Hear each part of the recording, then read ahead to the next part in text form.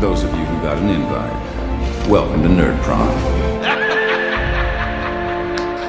No matter where in the world you are, we're all Nerds International. With the hyphen. Alright, YouTube, it's Mr.Mean coming to you from very gloomy Duluth, Minnesota. Let's get the microphone over here, because I'm dumb, and I always keep forgetting to do that. I'm not used to having a microphone in my face. How is everybody this fine Monday morning? This video, as always, will go out to my Patreon subscribers today, and everyone else will get it next Monday. You can get these videos quicker by subscribing to my Patreon account for as little as $5 a month, and be rest assured that that money goes to help feed my family and pay for all of this fun stuff here and all that crazy shit back there. So tons of books, but right now it's paying for daycare. I hope everybody is doing well. It was a wonderful weekend. We went out and took a little road trip and saw one of the Split Rock Lighthouse, which is a tourist attraction here in Minnesota, and I got to tell you, it was beautiful. If you follow me on Facebook, you can always send me a request at jpolak@gmail.com. I keep my Facebook locked down pretty tight, but if you want to follow me and see all my cool pictures that I post, feel free to send me a friend request, and I will add you. Anywho's, today's video du jour is a blast from the past, coming from Sweden, out of Stockholm. This is a game that I fell in love with when I found it, and I've never played it. Could never get a group together to play. So many games, so little time. It's and man, if you've heard of this one or you have a copy in your collection, let me know, because I haven't seen anybody else who has a copy. Gemini. And the reason this is near and dear to me is I'm a Gemini. My zodiological sign is Gemini. So the dark fantasy role-playing game, Gemini. This is out of Sweden, and there only 2 books were put out for it. This was 1996. So this is an oldie. It's in great shape. I bought this one brand new off the game shelf there in California. I believe I bought it at I don't remember the name of the game store. It was in the Willows shopping center there in Concord. Don't remember the name of the game store. Oh well. Brian Isakoff will remember it, because I think he was with me when I picked this up. Anyway, they've only came out with 2 books. They came out with this, and this is all I ever saw. It wasn't until years later I found Orschchild Winds of War at Bookman's, which was a used bookstore in Arizona. It was a really cool used bookstore where they had a large RPG section. So, and I paid a whopping $8 for this book, and I believe it retailed for about $20 at the time. It was many years ago. This was... They don't have a 1999. This came out in 1999. So, let's see, is there a date on here? 2003 is when I bought it. That's the sticker from Bookman's. But the guys behind the Gemini RPG, it was a very dark fantasy, and it was written by Stefan Lundquist and Johan Joberg. These guys did a great job. You can obviously tell English is not their primary language, because there's not typos, but grammatical errors in the book, the way it's written, the way the language flows, and that's fine. I mean, Google Translate wasn't around back then. At least I don't know it wasn't. So they did the best they could. It's a game near and dear to my heart. I've never played it. I've made some characters for it. It's a cool game, but I've never got to play it. And like I said, I don't know anybody else who has a copy of this game. My buddy Brian may have a copy of it, but I'm not sure. But anyway, let's go over the core book first. 236 pages, published in 1996 from Cell Entertainment. Cell Entertainment was real big in Sweden. I believe they had the license to Mutant Chronicles for a while, and Cult. And they also had these 2 miniature games. One of them was like a mutant type game where you bought a pack, and it came with a bunch of random parts in it, and you put it together and you created a monster. It was a D6 game. It even came with some small little white D6s, and you could battle each other, and then you could get experience and then you could upgrade. It was a really cool game. Me and my buddy Brian got it, but I don't think anybody else got into it, and we never really got to play it. But it was super cool. The game was way ahead of its time. The miniatures were like maybe not quite 54 millimeter scale, maybe around 50, 45 millimeter. They were hard resin, and you would glue them together and give them stats and everything, and it was a point-buy system, and it was really cool. And then they also came out with a Car Wars type game that was kind of the same thing. It was these resin cast cars with all these different parts that you could put on them. And anyway, neither here nor there, because they're dead, and I don't think anybody has seen them since. I don't even know if anybody here in the States even knows what I'm talking about. But if you remember those games, please put a link to any information or shoot me some pictures of the boxes or whatever, because I would love to find that stuff. The collector in me wants them again in my collection. But anyway, Gemini is a dark fantasy game, and it's all about a prophecy. And there's the darkness and the light. And basically, it's evil. Darkness is evil, obviously, and evil's clear-cut. There's no doubt. It's evil. The one, though, the basically analogous to Christianity, to God, whatever you want to call it, it's a little gray area, man. It's not exactly clear-cut as you would think it is, and that's what's really cool about it. When you get into the depth of this game and you start getting into the religious background of the game, the one isn't always the good guy. You know, evil's evil, and you know where you're coming from. You know if you make a deal with evil, it's going to bite you in the ass, but you're going to get the power you want and all that kind of stuff. So it's kind of clear-cut. You know what you're getting into. But with the other side, who's supposed to be the good guy, you're not quite always sure, and sometimes you get screwed. There's a church in here, and there's zealots. It's very cool. It's very dark. If you like Warhammer Fantasy or Zweihander or anything like that, you know, what's the one, the Demon Lords or whatever, find this. You might even be able to get it as a paperback, as a PDF.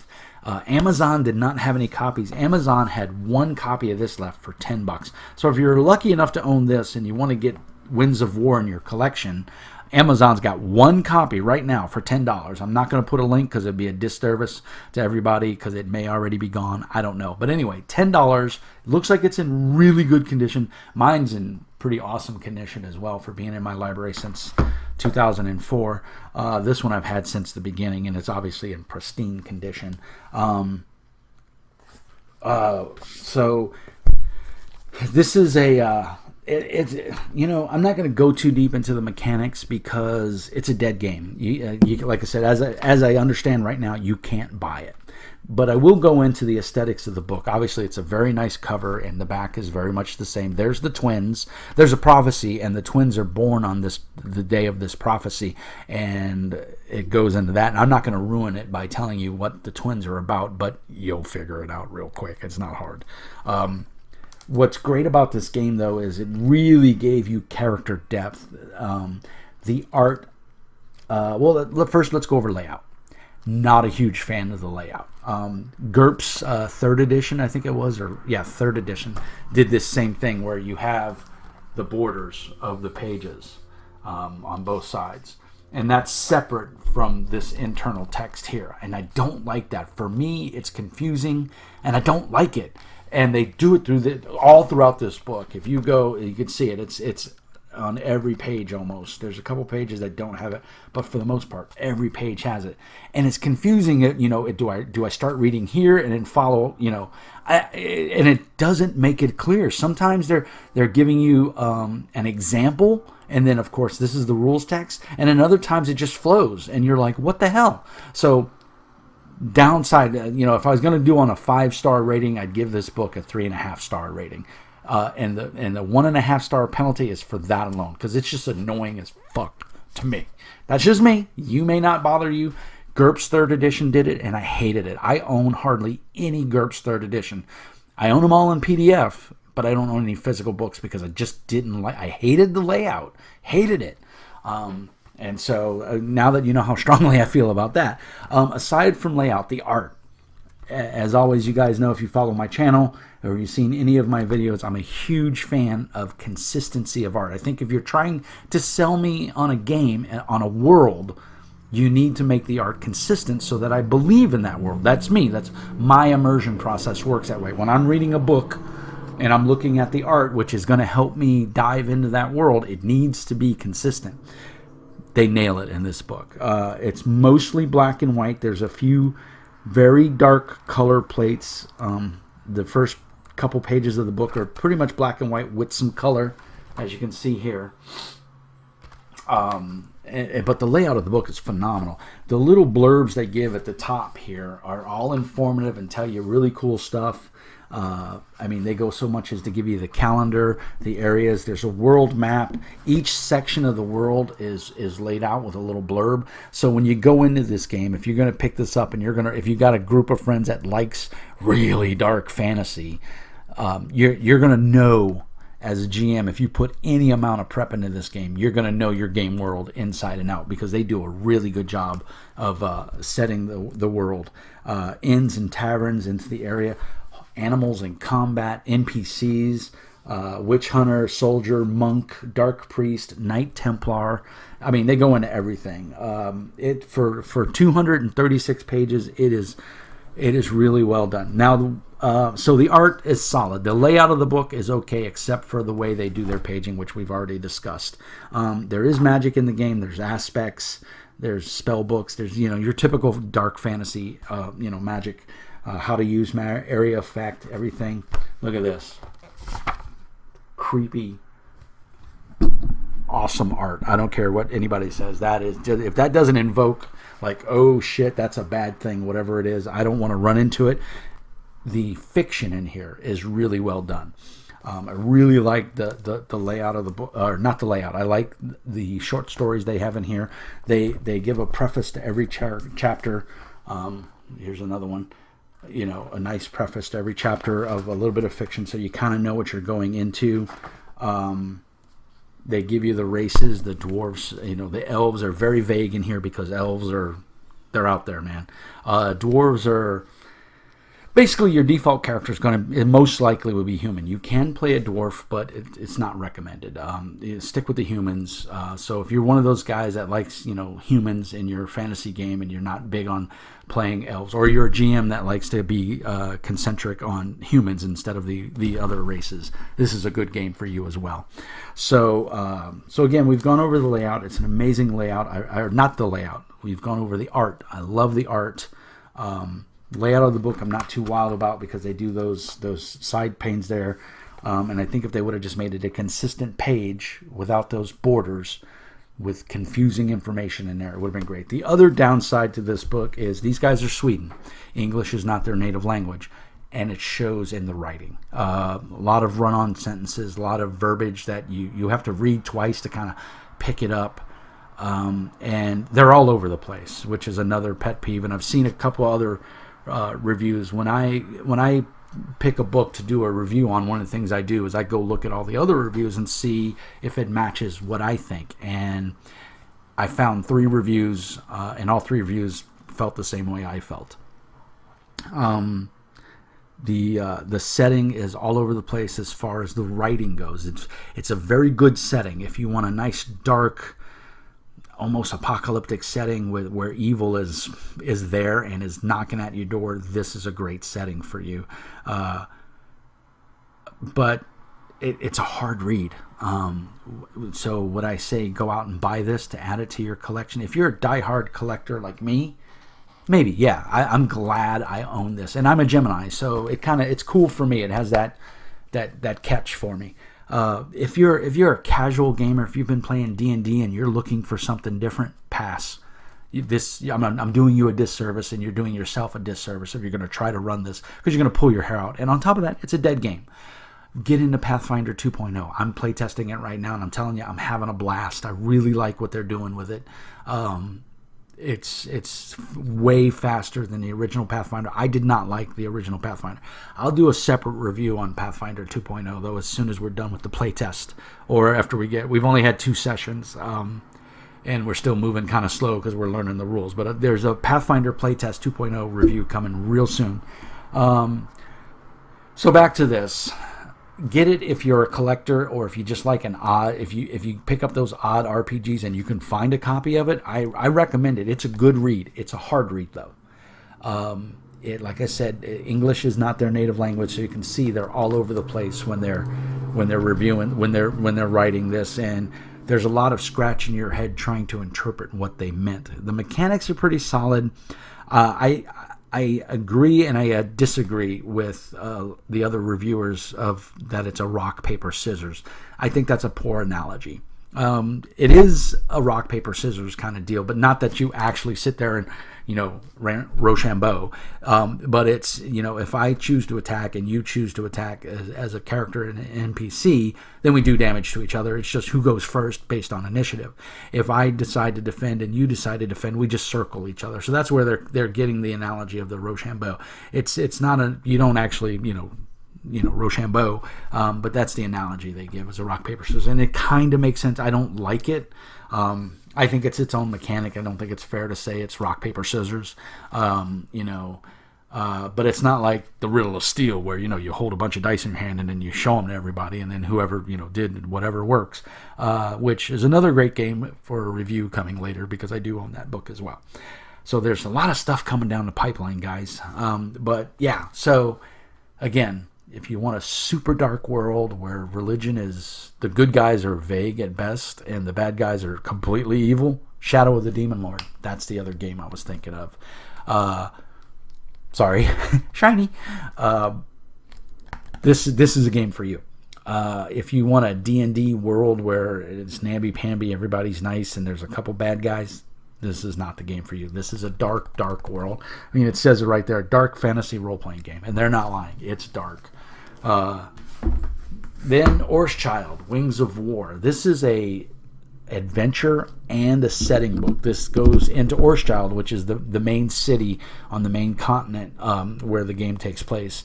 And let's see here. I'll read the blurb on the back. It says, fall has come to Orschchild. Biting winds sweep in across the rocky highlands, bringing promises of war. Cold rain falls from the ash-gray skies on the tired inhabitants of the refugee camps. In each direction, the sworn enemies of the province are arming for war. In more and more places across the province, the hatred between men and dwarves grows. Jealous nobles who have seen their privileges lost to the dwarfs rush the people to unspeakable atrocities in the name of freedom. That sentence made no sense to me.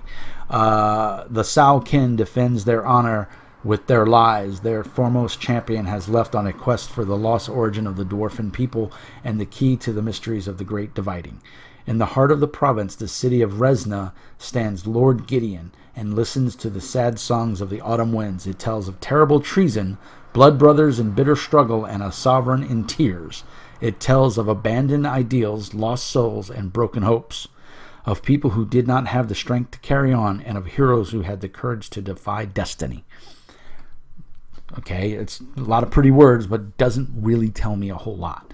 Then in bold, it says, Orschchild, Winds of War is a campaign book that details the province of Orschchild. Here you will find the history of the province, the Sao-Kin, and their struggle to unite the dwarfen people. Its teeming capital, Resna, with its underworld, refugee camps, and courts of the nobles.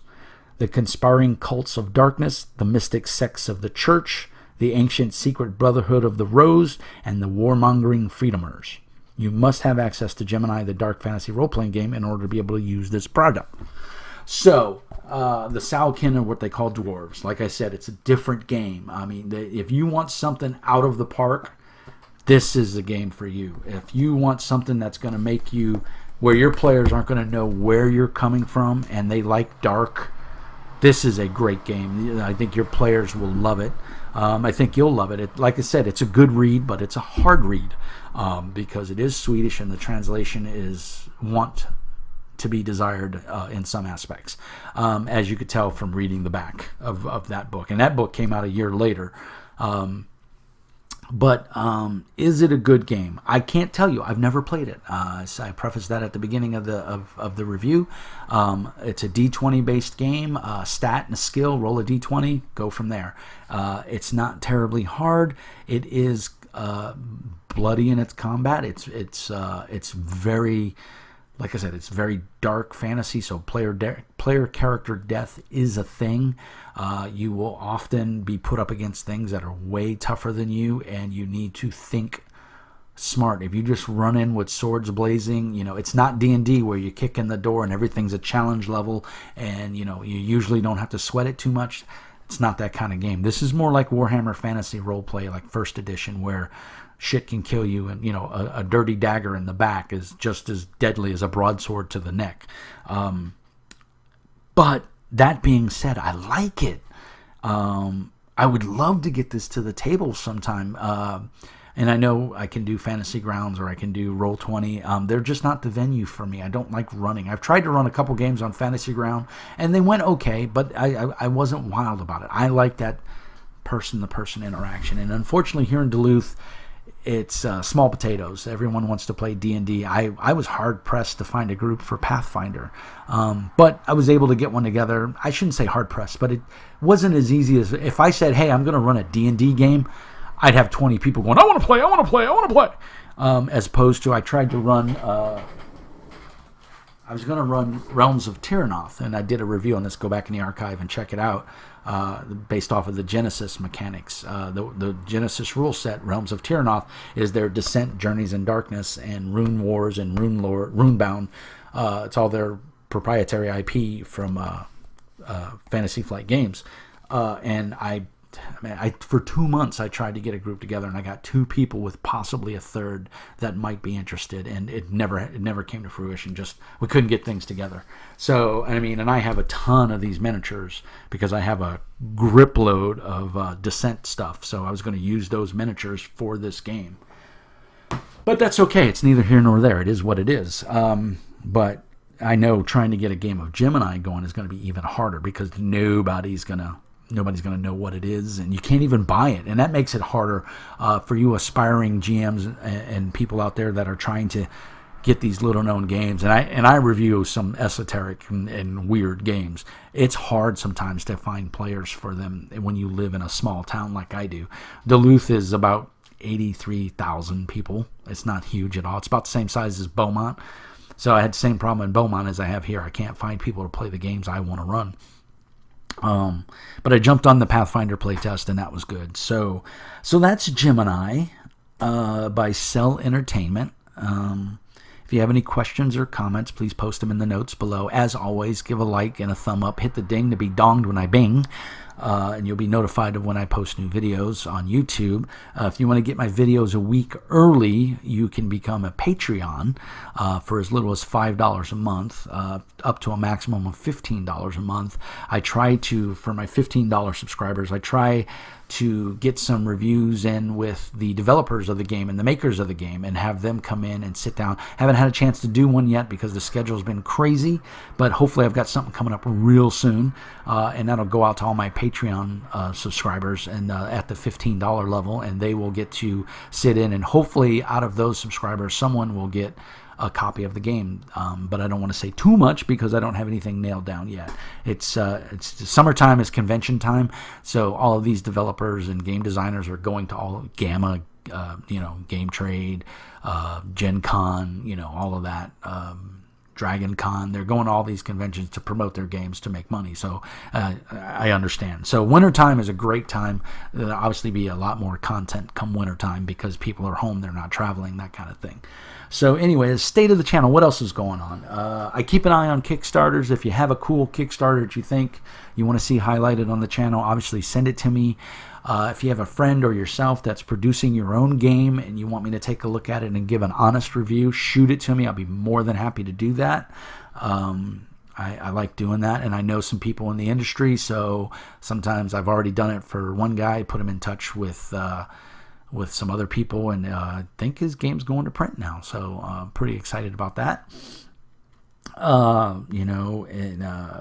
Just keeping the channel alive and trying to pump out videos at least one a week. Sometimes I get 2 out, which is great for you guys because the Patreon subscribers get it a week early than everybody else. Other than that, let's see, what am I playing? I am playing Legends of the Five Ring 4th edition with some of my Nerds International brothers on Fantasy Grounds, and I'm also playing in a Conan 2D20 by Modiphius that my buddy JC Locke is running, and I'm having a blast playing. I'm also playing a Zweihander game online with my good friend Brian and my other good friend Brian. And so we play tonight, so I'm excited for that. Hopefully everything will go well. I get to play that. I am running Pathfinder 2.0 playtest. The book is in the other room, or I'd show it to you, but I do have it. And I just ordered the flat map packs. They were like $6-7 on Amazon, I believe. So I got them dirt cheap. I'm running that, and so like I said, I got a video review of that coming up real soon. I might do a follow-up video to Zweihander since I'm playing it now and I get to see how the game actually plays. But it is phenomenal. I'm hopefully going to get a game in of Ghost Ops with the developer and maker of the game real soon from James Gantry from Feral Games Inc. And hopefully we'll be able to record that and put it up on the channel as well. I'm also on Discord. You guys, there's a link in the show notes here. You can come join me on Discord. I have a Patreon channel, of course, which you guys that are watching this today will know about, but if you don't, tell your friends and everything, and help me spread the love of the RPG, the tabletop gaming. And then I also have a pay me PayPal account, which is just another, if you want to send like a one-time payment and you don't want to be, beholden to the Patreon, you can just send me money via PayPal, and that all goes, like I said, to support the channel and support my family. So really appreciate it, all the love and everything. I get a lot of positive feedback from everybody, and I thank you very much. What else is going on? Because the video is only going on 26 minutes, so we want to give you a little give you something to watch. Let me see. Oh, there. Hold on.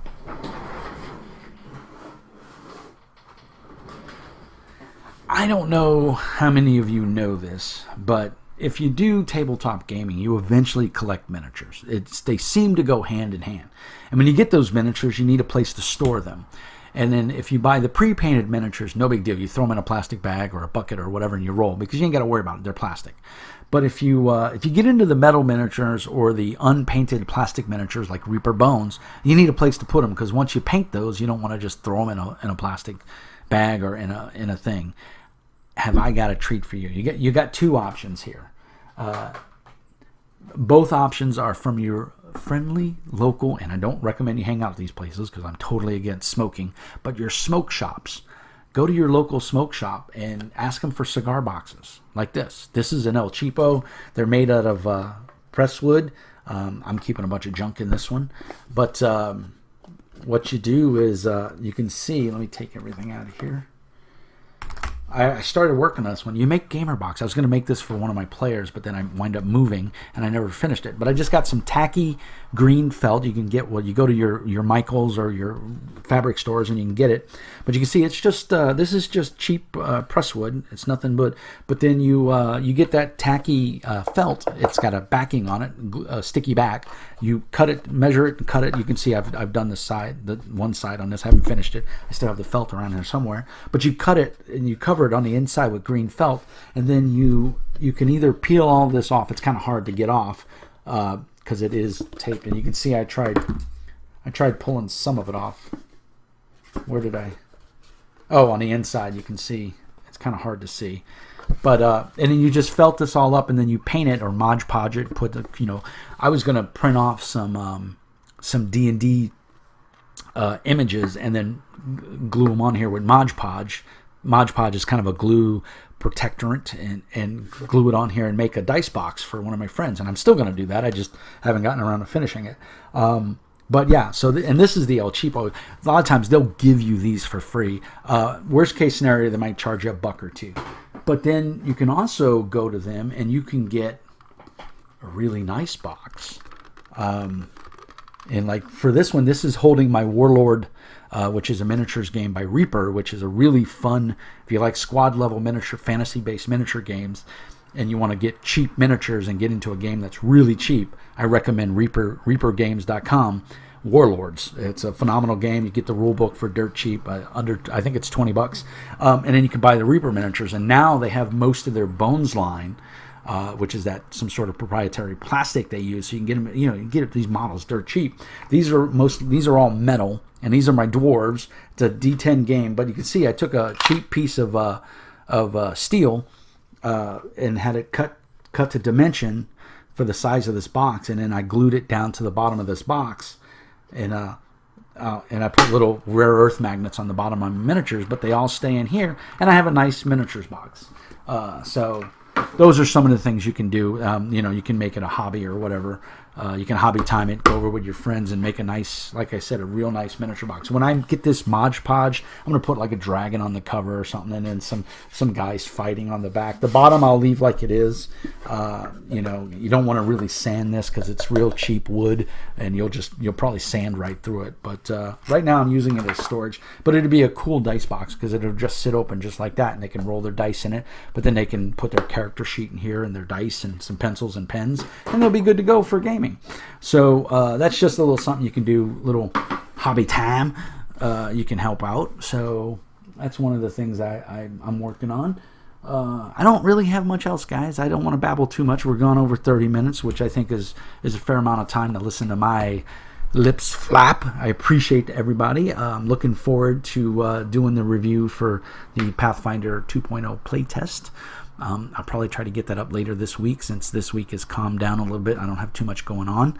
I do have 2 prospects on jobs, and I'm waiting. I got a telephone interview tomorrow afternoon, and then I have an interview on Friday. It's a final interview, and we'll see where I place with that. And that's with the city of Duluth.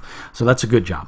So we're hoping either way it goes well. But other than that, peace and hair grease, and as always, be nice.